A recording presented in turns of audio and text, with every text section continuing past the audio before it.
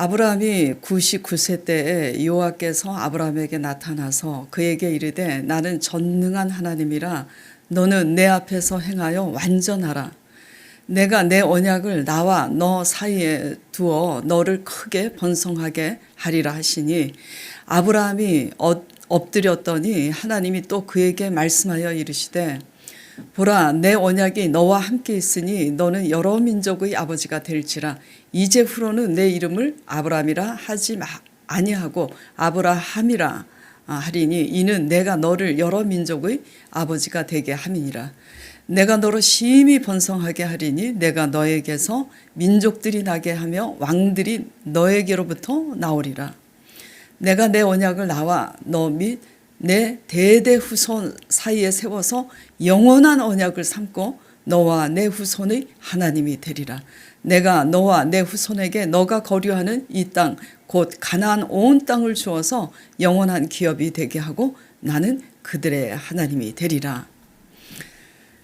21장입니다. 그래서 여호와께서 말씀하신 대로 사라를 돌보셨고 여호와께서 말씀하신 대로 사라에게 행하셨으므로 사라가 임신하고 하나님이 말씀하신 시기가 되어 노년의 아브라함에게 아들을 낳으니 아브라함이 그에게 태어난 아들 곧 사라가 자기에게 낳은 아들을 이름하여 이삭이라 하였고 그 아들 이삭이 난 지 8일 만에 그가 하나님이 명령하신 대로 할 일을 행하였더라. 아브라함이 그의 아들 이삭이 그에게 태어날 때에 100세라. 사라가 이르되 하나님이 나를 웃게 하시니 듣는 자가 다 나와 함께 웃으리로다. 100세가 돼서 아이를 낳았으니 듣는 자가 다 웃죠. 또 이르되 사라가 자식들을 젖먹이겠다고 누가 아브라함에게 말하였으리요마는 아브라함의 노경에 내가 아들을 낳았도다 하니라. 아멘. 예, 오늘 제목 볼까요? 자, 오늘 제목이 말씀하신 대로 마침내. 마침내가 중요해요. 오늘 창세기 말씀 이제 21장부터 볼게요. 본문 말씀 이제 21장 1, 2절을 보면은 창세기 저자가 그냥 여호와께서 말씀하신 대로 사라가 아들을 낳았더라 이렇게 기록하지 않고 굳이 1절, 2절 한번 볼게요.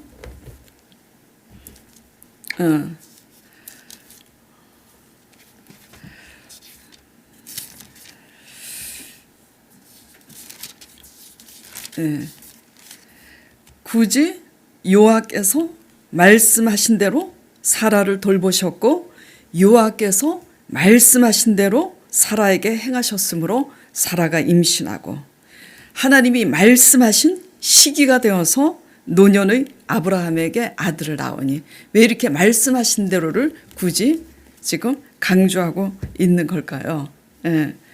이렇게 말씀하신 대로를 반복해서 표현하고 있는 것은 반드시 말씀하신 대로 이루시는 하나님의 신실하심을 강조하고 있는 거죠. 우리가 온전하지 못해서 흔들리고 넘어져도 믿음에 있어서는 변함이 없으신 신실하신 하나님이심을 믿으시기 바랍니다. 아브라함이나 사레 모두 우리가 위로가 되는 것은 말씀 따라 갔지만 그들도 역시 연약하여서 실수하고 그렇죠? 그 부인이 아내가 아니라고 누이라고 한 게 한 번이 아니라 또 아비멜렉 왕에게 또 한 번 그렇게 하잖아요. 그러니까 우리는 다 완전하지 않습니다. 그래서 연약하여서 실수하고 또 그들의 한계 때문에 실패할 수밖에 없었죠. 첩 하갈을 취한 것은 아브라함의 입장에서 실패예요. 하나님은 그 실패까지도 하나님의 완전하신 그 계획대로 이루어 가시지만 우리는 실패할 수밖에 없습니다. 그래서 이들도 이렇게 실패할 수밖에 없었어요. 그러나 하나님은 그 실패의 끝에 그러니까 그 한계 끝에 찾아오셔서 말씀하신 대로 마침내 사레로 하여금 아들을 낳게 하셨다라는 거죠. 중요한 것은 하나님이 어떤 사람에게 말씀하신 대로 마침내 하나님의 일을 이루시는 거죠. 여호와의 말씀을 쫓아 마침내 가나안 땅에 들어간 자에게, 비록 말씀을 쫓아 마침내 가나안 땅에 들어갔지만 거기서 연약하여 넘어지고 거기서 실패한다 할지라도 말씀을 쫓아 마침내 하나님이 가라고 지시한 땅에 순종하여 간 자에게 하나님께서 그렇게 하신다라는 거예요. 여호와의 말씀을 쫓아 마침내 가나안 땅에 들어갔기 때문에 그런 사람을 통해서 하나님께서 말씀하신 대로 마침내 우리가 할 수 없는, 아브라함이 할 수 없는 일을 하나님이 이루셨다라는 거예요. 실제적으로 한번 간증을 해볼까요? 지금 이제 우리 배 집사님 같은 경우에 지금 일산에 파주죠, 파주에서 오시는데 맨 처음에는 강 목사님이 이제 전도할 때 오지 않겠다고 했잖아요. 굳이 그렇게까지 멀리 갈 필요가 없다고. 근데 이제 설교를 들어보라고, 이게 좀 민망하지만 그 하나님 말씀을 들어보라고. 그래서 말씀을 듣고 와, 이렇게 가야 되는구나. 그래서 왔잖아요. 왔지만 생각지 않는 여러 가지 어려움이 있을 거예요. 그러나 결단하고 왔고, 결단하고 왔지만 또 배지사님이 처음에 흔들려서 내가 굳이 이렇게 믿어야 되나? 여태까지 이렇게 안 믿었는데 다시 그런 생각을 할 때 성령님께서 뭐라 그러셨어요? 너 이전처럼 그렇게 또 믿으려고 하느냐? 그렇게 하나님이, 왜 성령님이 나타나셨죠? 실제로 이렇게 가야 되는구나 하고 결단하고 왔기 때문에 흔들리는 마음을 성령님께서 오셔서 개입하셔서 만져주신 줄 믿어요. 그래서 만져주시는 하나님의 개입 속에서 어려움이 있지만 그렇게 갈 때에 하나님께서 우리가 배집사님이 할 수 없는 그것을 하나님께서 이루시는 하나님이신 줄 믿으시기 바랍니다. 이것은 우리 모두에게 똑같이 적용이 되는 거예요. 예를 들어서 신뢰를 들은 거지, 더 실감나게 하기 위해서. 왜? 아브라함 시대만 그렇게 있는 게 아니라는 거죠. 어제나 오늘이나 동일하게 하나님께서는 그렇게 역사하신다라는 거죠. 그 지시하신 땅에 마침내 들어갔다는 것은 자기의 뜻과 자기의 계획과 생각을 버리고 마침내 하나님이 지시하신 대로 순종했음을 의미하는 거잖아요. 그렇기 때문에 하나님은 말씀하신 대로 순종하는 자에게 그 모든 끝에서 우리 한계로는 도저히 할 수 없는 것을 하게 하시는 하나님이라는 거죠. 그러니까 우리 일은 뭐예요? 네? 우리 일은 뭐가 우리 일이에요? 순종이 우리 일이에요. 순종이 우리 일이고, 한계를 넘어서 우리가 할 수 없는 한계를 넘어서 역사하시는 것은 누구 일이냐면 하나님의 일이라고요. 근데 우리가 우리 생각으로 우리가 할 수 없는 거를 자꾸 우리가 하려고 그러고. 아유, 집사님이 너무 우리 아버지를 너무 한숨을 쉬면서 해가지고 설교를 잊어버릴 지경이네. 이게 왜 그래요? 너무나 공감하니까 지금 이렇게 되는 거예요. 순종하는 게 우리 일이면 우리가 할 수 없는 일은 하나님이 하시는데 그걸 알면서도 우리가 연약해서 이렇게 자꾸 넘어지고 다시 내려가고, 그러니까 지금 아버지 지금 한숨 쉬면서 그런 고백이 나오는 거 아니겠어요? 자, 그럼 순종이 뭘까요? 순종은 주일날 와서 예배 드리는 것도 순종이지만 이 표면적으로 지키는 이 순종 그 이상이어야지 돼요. 예? 자, 열왕기상 17장 말씀을 제가 말씀드리면 여러분들이 잘 아시는 말씀이에요. 그래서 꼭 필요한 거 몇 절만 제가 읽고 이제 그냥 설명을 해드릴 텐데요. 열왕기상 이제 17장 보면은 우상 숭배하는 북이스라엘로 인해서 하나님께서 이제 진노하셔서 엘리야 선지자를 통해서 그 땅에 3년 반 동안 비를 내리지 아니하리라 하시고 기근을 선포하시죠. 그렇게 하시면서 엘리야 선지자에게는 요단에 있는 그리 시내가에 가서 숨어 지내라고 말씀하십니다. 거기 그리 시내가에 가서 숨어 있으면 내가 그곳에서 너로 하여금 시냇물을 마시게 하고 까마귀로 하여금 너에게 떡과 고기를 먹이게 하리라. 기가 막힌 일이에요. 이게 우리가 믿을 수 있는 일입니까? 사람도 아니고 까마귀가 그 말씀하신 대로 그 말씀을 믿고 엘리야가 순종해서 어디로 갑니까? 그리 시내가로 갑니다.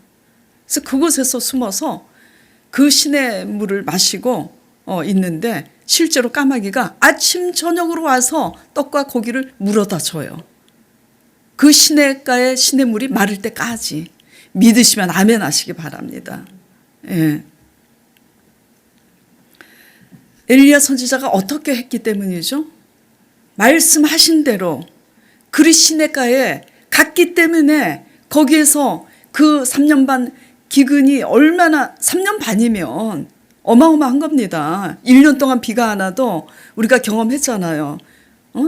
도로변에 그 큰 나무들이 다 말라가지고 누렇게 다 뜨고 그런 걸 우리가 이제 볼 수가 있었는데, 예.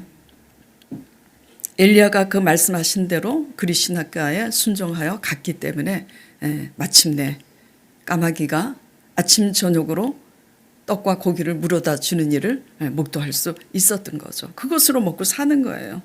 자, 그러다가 이제 시냇가에 시냇물이 말랐습니다. 물을 먹어야 살잖아요.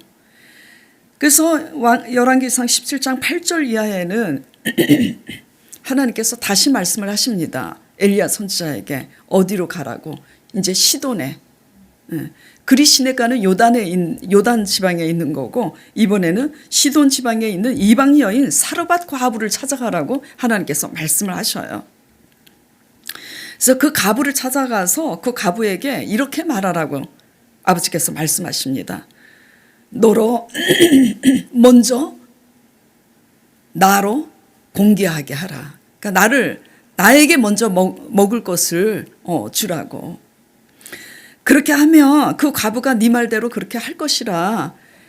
그 과부가 네 말대로 그렇게 하면 이 땅에 비를 내릴 때까지 그 과부의 밀가루통에 밀가루가 떨어지지 않고 기름병에 기름이 떨어지지 않게 하리라.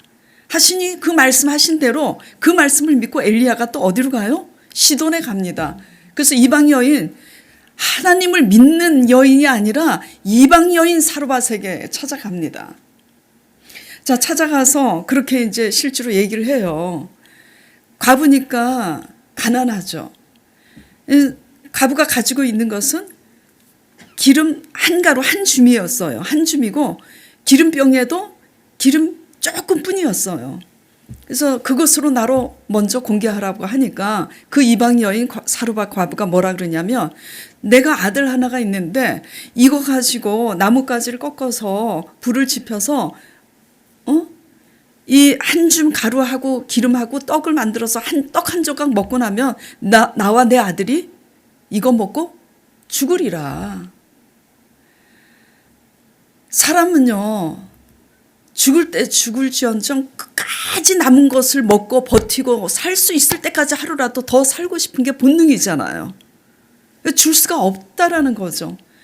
그러니까 엘리야 선지자가 뭐라 그래요? 너가 두려워하지 말라.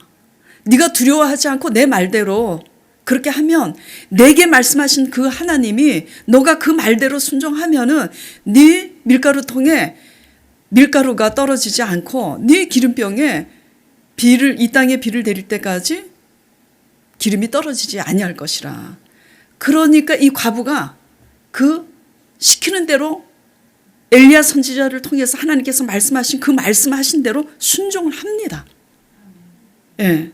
그러니까 말씀하신 대로 마침내 그 과부 사르밧 과부일 뿐만 아니라 그 아들 그 식구까지 그리고 엘리야와 함께 그 땅에 비를 내릴까지 다 여러 날을 먹었더라 기록이 돼 있어요. 제가 12절서부터 16절까지 읽어보도록 하겠습니다. 열왕기상 17절 12절 그가 이르되 당신의 하나님 여호와께서 살아계심을 두고 맹세하노니 나는 떡이 없고 다만 통에 가루 한 움큼과 병에 기름 조금뿐이라. 내가 나뭇가지 둘을 주어다가 나와 내 아들을 위하여 음식을 만들어 먹고 그 후에는 죽으리라. 엘리야가 그에게 이르되 두려워하지 말고 가서 내 말대로 하려니와 먼저 그것으로 나를 위하여 작은 떡 한 개를 만들어 내게로 가져오고 그 후에 너와 내 아들을 위하여 만들라.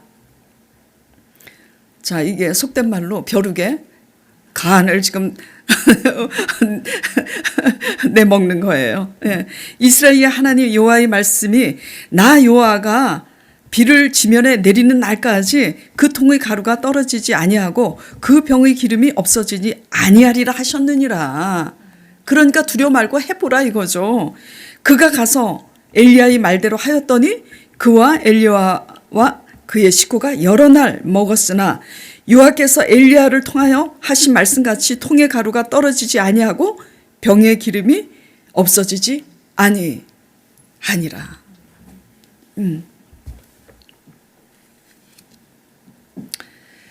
세상적으로 볼 때는요, 구걸할 수밖에 없는 상황인데 하나님께서는 엘리야 선지자로 하여금 오히려 말씀하신 대로 당당하게 선포하게 합니다.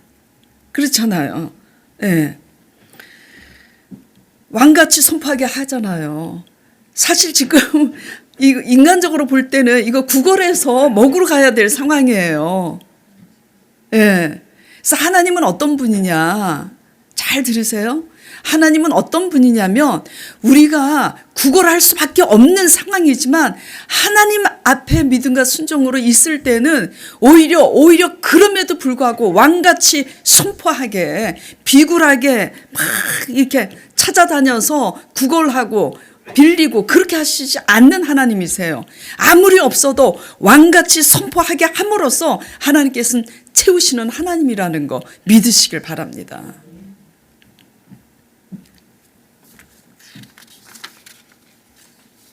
순종이라는 것은 그래서 왜 제가 이 엘리야 말씀 열왕기상 17장 말씀을 가지고 제가 예를 드냐면요. 순종이라는 것은 뭐냐면요. 내가 원하는 곳에 있는 것이 아니라 하나님이 지시하신 곳으로 가는 게 순종이에요. 그러면 내가 원하는 것은 내 뜻과 내 생각, 내 감정이잖아요. 근데 내가 있어야 되는 것이 여기구나 하면은 그게 하나님의 뜻이잖아요. 그러니까 하나님이 원하는 곳에 우리가 가기 위해서는 뭘 버려야 돼요? 내 뜻과 내 생각과 내 감정을 버려야만 갈 수 있는 거죠. 그리고 순종이 또 뭘까요? 욕을 얻어 먹어도 하나님이 말씀하신 자에게 가서 그 말씀대로 때로는 선포하는 것이 또한 순종이에요. 무슨 말이냐면 내가 가고 싶은 자에게 찾아가서 내가 하고 싶은 말을 하는 것이 아닌 거죠. 생각을 해보세요. 지금 이 얼마나 3년 반 이 기근이 얼마나 어려운 상황이에요.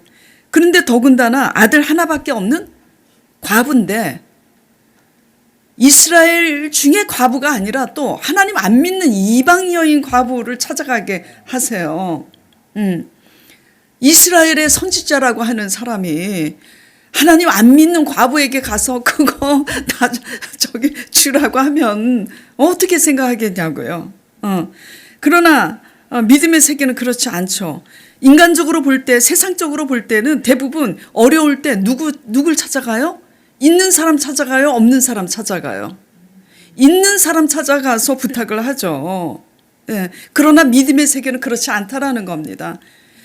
믿음의 세계, 신앙의 세계는요, 우리의 생각과 우리의 방법과는 전혀 반대라는 것을 유념하시기 바랍니다. 인간적으로 볼 때는 이게 좀 얼마나 치사하고 더러워요, 지금. 그리고 굉장히 잔인하고 욕 얻어먹기 딱입니다. 그래서 인간적으로 생각할 때는 내가 그 과부한테 더군다나 이방 여인 과부한테 찾아가서 달라 그러면은 당신이 이스라엘 하나님의 선지자라면서 어떻게 나 같은 사람한테 와가지고 달라 그러냐고 틀림없이 욕 얻어먹을 건데 라는 생각을 하면 갈 수 있어요? 없어요? 못 가죠.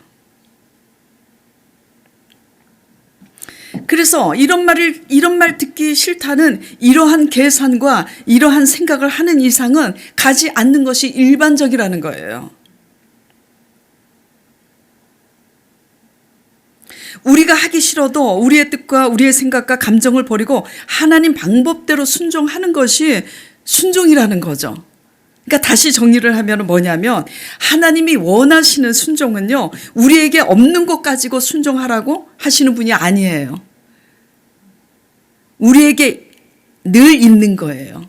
그게 뭐냐면 우리가 할 수 있는 것을 요구하시는데 그게 뭐냐면 우리 안에 있는 내 뜻, 우리 안에 있는 내 생각, 우리 안에 있는 내 감정, 이걸 부인하는 거, 이게 순종인 거예요. 다른 게 순종이 아니라.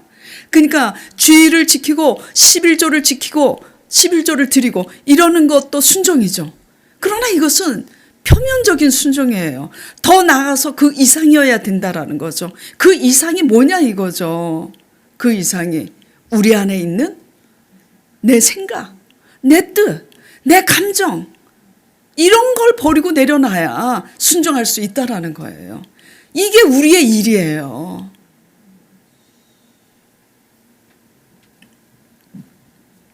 이런 것을 할 때 하나님이 뭘 하신다고요? 우리가 할 수 없는, 우리가 도저히 할 수 없는 그 일을 하나님께서 하시는 거예요. 자, 아브라함이 본토에 돌아가지 아니하고 하나님이 지시하신 곳에 끝까지 견디고 있으면서 가나안 땅에서 옮겨 다니면서 그곳에서 제단을 쌓아서 하나님께 예배를 드렸습니다. 예. 실수하고 연약하고 넘어지지만 하나님이 지시하신 곳에, 그곳에서 예배를 드리는 거예요. 우리의 뜻, 우리의 생각, 감정을 내려놓고 순종하는 게 우리의 일인데, 그러므로 순종은 우리의 자아를 버릴 때만 순종할 수 있어요. 이것이 무엇으로 이어지냐면, 자, 보세요. 신약으로 와서 가나의 혼인잔치에 포도주가 떨어졌을 때도 무슨 말씀을 하시든지 그대로 하라. 그래서 순종하니까 물이 변하여 어떻게 돼요? 포도주가 되잖아요. 그렇게 되기까지, 순종하기까지 뭐가 또 요구돼요? 정말 순종할 때 이 물이 변하여 포도주가 될까? 그 생각이면 못하는 거예요, 순종을. 그러니까 무슨 말씀이냐, 구약, 신약, 이 성경, 이 66권을 통틀어서 다 봐도 하나님께서 우리가 할 수 없는 일을 하시는 그 역사 앞에는 뭐가 있냐면 항상 우리의 생각, 우리의 계산, 우리의 뜻, 이런 것들을 버리고 포기할 때 하나님이 하셨다, 그겁니다. 그래서 아버지께서 내 믿음대로 될지라 말씀하시고 그 말씀을 쫓아 가게 하실 때 문둥병도 고치시고 순종할 때 물이 변하여 포도주가 되게 하시는데, 이게 우리가 신앙이 어릴 때는 이렇게만 받아들이죠. 와, 하나님 말씀대로 순종하면 오병이어의 기적도 일어나서 5,000명도 먹고 남게 이렇게 주시는구나. 와, 물이 변해서 포도주가 되겠구나. 이건 초신자 때죠. 초신자 때는 그래서 기도하면 응답을 잘 주십니다. 그런데 이것이 무엇을 얘기하냐면 결국은 이렇게 말씀하신 대로 역사하시는 그 하나님을 우리가 믿음으로 경험을 하게 될 때요, 우리는 무엇으로 나가야 되냐면 우리 한 사람의 영혼을, 우리 가족을 살리기 위해서 내 뜻과 내 생각과 내 고집과 내 감정을 버리는 훈련에 들어가야 된다라는 거예요. 그래서 믿음과 순종은 굉장히 이 스타트가 중요한 겁니다. 이 마침내가 굉장히 중요해요. 하나님 관계에서 믿음은 뭐죠? 하나님의 관계에서 믿음은 바랄 수 없는 가운데 바라는 믿음이에요. 바랄 수 없는 가운데 바라는 그 믿음은, 그 믿음조차도 상황과 환경을 바라보지 않는 우리의 생각, 우리의 계획 다 내려놔야 되잖아요. 근데 또 사람의 관계에서는 뭐죠?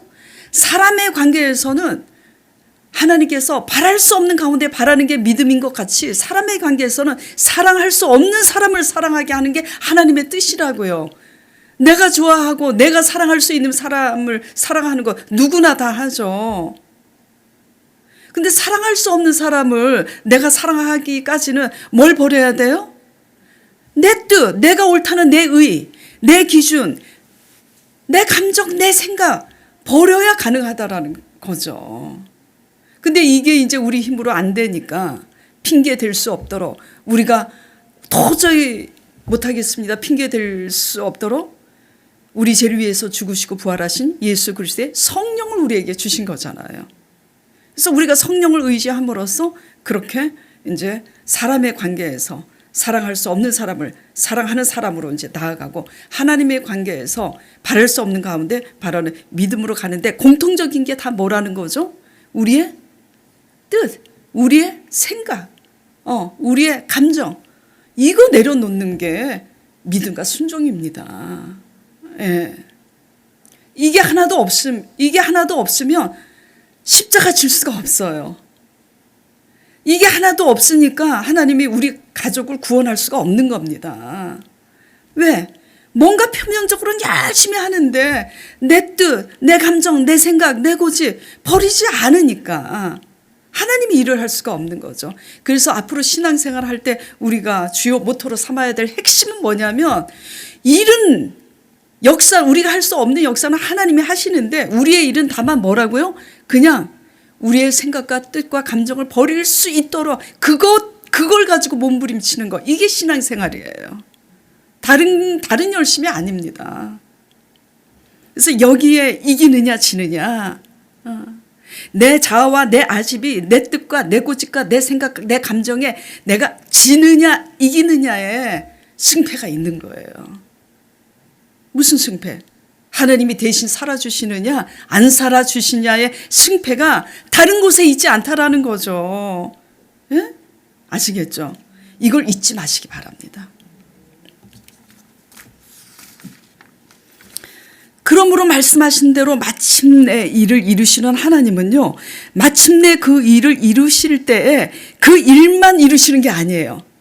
그러니까 우리가 할 수 없는 그 일 자체만 이루시는 게 아니라 마침내 우리의 뜻과 생각을 꺾어야만 할 수 있는 방법으로 일을 이끌어 가신다라는 거예요. 네? 무슨 말씀인지 이해가 가시죠? 중요해요. 나만 장군이라고 그냥 자존심이 가득하니까 그거 깨트리기 위해서 하나님이 채택하시는 방법이 뭐예요? 홀딱 벗고 군사들 앞에서 들어갔다 나왔다 하라 그러는데 몇 번을 들어갔다 나왔다 그래요? 7번. 요즘 아이들 말로 그걸 뭐라 그래요? 못 팔린다 그러잖아. 좀 창피하게. 왜 그래요? 하나님 앞에 장군이고 뭐고 뭐 스펙이고 뭐고 잘난 거 다 소용없다 이거예요. 예. 이러한 과정을 계속 어떠한 과정을 우리의 뜻과 생각 감정을 꺾어야만 할 수 있는 방법으로 하나님은 일을 해 가시는데 이러한 과정을 계속 반복해서 훈련시키심으로 마침내 우리를 온전한 신앙으로 빚어가시는 하나님이세요. 그것이 자식의 문제일 수도 있고요. 그것이 경제적인 문제일 수도 있고요. 그것이 우리 질병의 문제일 수 있고요. 여러 가지 예기치 않는 어떤 상황, 사건들을 통해서 하나님께서는 뭐든지 그 문제거리를 통해서 이렇게 이끌어 가세요. 네, 모양은 다 다르지만 공통적으로 하나님이 이끌어 가시는 방법은 똑같다라는 거죠. 뭐가 똑같다고요? 우리의 생각, 우리의 뜻, 감정을 내려놓게 하시는 방법으로 이끌어 가신다라는 거죠. 그게 안 되면 될 때까지 하나님이 하세요. 떨어뜨리고. 뭐가 될 때까지 떨어뜨려요? 내 생각, 내 고집, 내 감정 버릴 때까지 계속 떨어뜨리는 거야. 안 되면 될 때까지. 그 내가 너무 강해서 안 되면 나보다 더 강한 사람 붙여가지고 계속 하나님이 깎으시는 거지. 네, 그런 거예요. 그렇기 때문에 말씀을 마침내 이루시기까지는 길고 긴 인고의 시간들이 각자 있을 수밖에 없음을 우리는 인정하고 각오를 해야 됩니다. 이게 전쟁이에요. 그래서 구약 말씀을 보면 다 전쟁 말씀이죠. 그래서 이 전쟁은 영적인 전쟁을 의미합니다. 우리의 영혼, 우리의 자아와의 싸움. 전쟁이죠. 어떤 이는 5년, 어떤 이는 10년, 어떤 이는 20년, 어떤 이는 30년이 될 수 있어요. 아브라함은 25년 만에 하나님께서 나타나셨잖아요. 자, 17장 보겠습니다.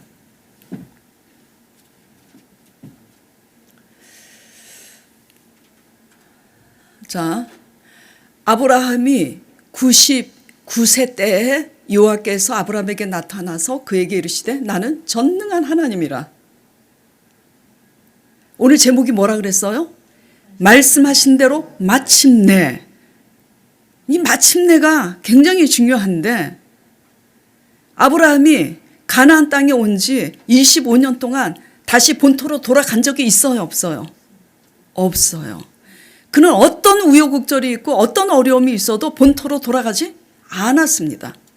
그렇기 때문에 99세 때에 드디어 하나님께서 마침내 아브라함에게 나타나셔서 나는 전능한 하나님이라.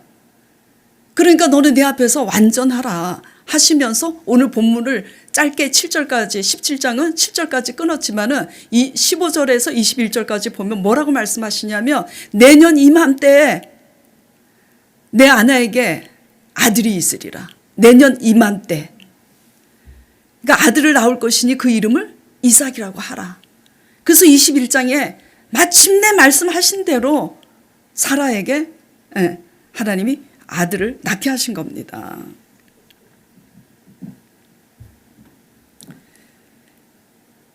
가나안 땅에 들어와서 실수하고 실패하는 그 우여곡절에 25년이라는 아주 길고 긴 지루한 시간이 있었지만 그는 힘들다고 본토로 돌아가지 않았기 때문에 99세 때에 전능한 하나님을 만날 수 있었다라는 거죠. 이것이 어떻게 적용이 돼야 되는 거죠. 그게 이제 우리에게 적용이 돼야 되는 거죠. 네. 포기하지 말아야지 돼요. 포기하지 말아야지 돼요. 네. 세상 속담에 가다가 중지하면 안이감만 못하리라. 이게 어떻게 보면 중도 포기함으로써 일을 그르치게 하는 상황에서 부정적인 의미로 쓰여진 속담이기도 하지만 이 속담은 다시 말해서 가다가 중지하면 안이감만 못하니 절대 포기하지 말고 다시 가라 일어나서. 그런 긍정적인 의미도 내포되어 있는 거죠. 이 마침내가 되기까지는 뭐가 필요하다라는 거죠? 5년, 10년 사람마다 각자 달라요. 사람마다 어떤 사람은 20년 만에 되고 어떤 사람은 30년 만에 되고 어떤 사람은 5년 만에 될 수도 있어요. 그러나 그건 중요한 게 아니에요. 뭐가 중요하냐면 마침내가 중요한 거죠. 마침내. 예. 끝까지 포기하지 않고 하나님 말씀대로 순종한 그 모든 끝에 하나님께서 이렇게 마침내 하신다라는 거죠. 웬만한 사람 같으면 기근을 만났을 때 벌써 본토로 갔을 거예요. 예. 내가 지시할 땅으로 가라고 했을 때 뭘 상상하겠어요. 이야, 아버지 말씀대로 하나님 말씀대로 너는 복의 근원이 될지라 또 이렇게까지 말씀하셨으니까 내가 말씀하신 대로 지시한 땅에 가면은 젖과 꿀이 흐르는 땅이 있겠구나. 그래서 복의 근원이 되겠구나 했는데 웬걸 우리가 생각하지 않은 예기치 않은 기근이 먼저 기다리고 있잖아요. 그러면 웬만한 사람이면은 벌써 거기에서 갑니다. 그리고 조금 더 이제 오래 참는 사람은 10년 있다 가요. 언제? 10년을 기다려도 하나님이 약속대로 자녀를 주시지 않으니까 첩하가를 취하죠. 그때 기왕 이제 다 틀렸고 내가 그래서 포기해서 인간적으로 하가를 취할 바에는 그냥 본토로 돌아가서 취하자. 예. 그럼에도 불구하고 아브라함은 돌아가지 않았죠.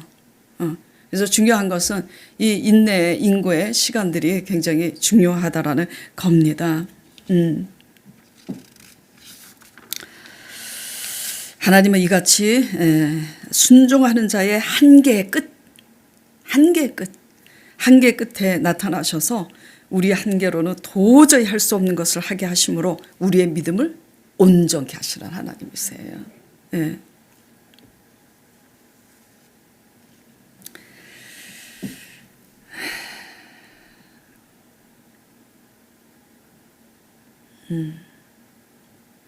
자, 그래서 오늘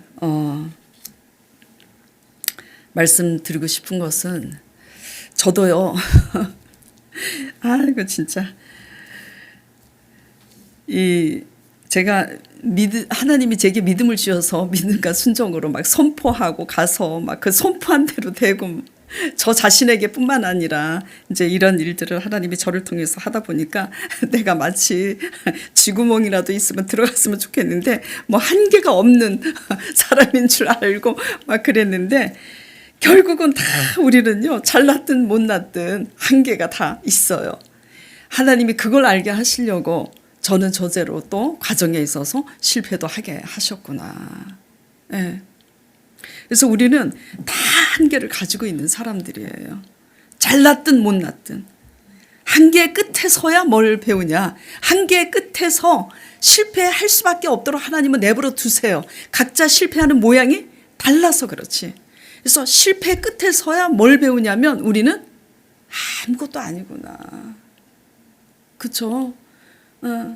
아무것도. 아이고 대단한 사람도 아닌데 대단한 사람으로 알았으니 어떡하면 좋아. 아무것도 아니구나. 한계 끝에서야 우리 한계를 깨닫습니다. 우리가 얼마나 부족한지, 우리가 얼마나 아무것도 아닌 존재인지.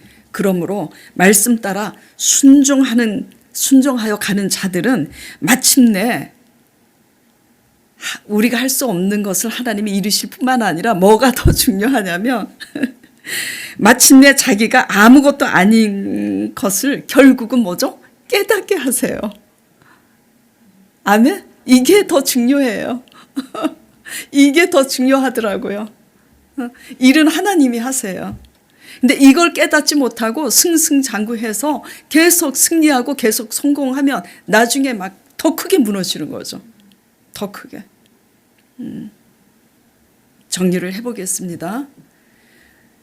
결국은 말씀 따라 순종하여 가는 자들에게 우리가 할 수 없는 것을 마침내 이루시는 하나님이시지만 우리가 할 수 없는 일만을 하나님께서 이루시는 게 아니라 궁극적인 목적은 결국은 우리 한계 끝에서 실패한 끝에 찾아오셔서 우리가 할 수 없는 것을 하게 하심으로 우리는 아무것도 아닌 한계를 가진 피조물이고 우리는 아무것도 아닌 사람이라는 것을 깨닫게 하신다라는 거죠.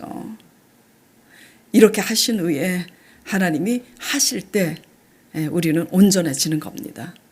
그래서 날마다 신앙의 모토는 무엇으로 삼느냐?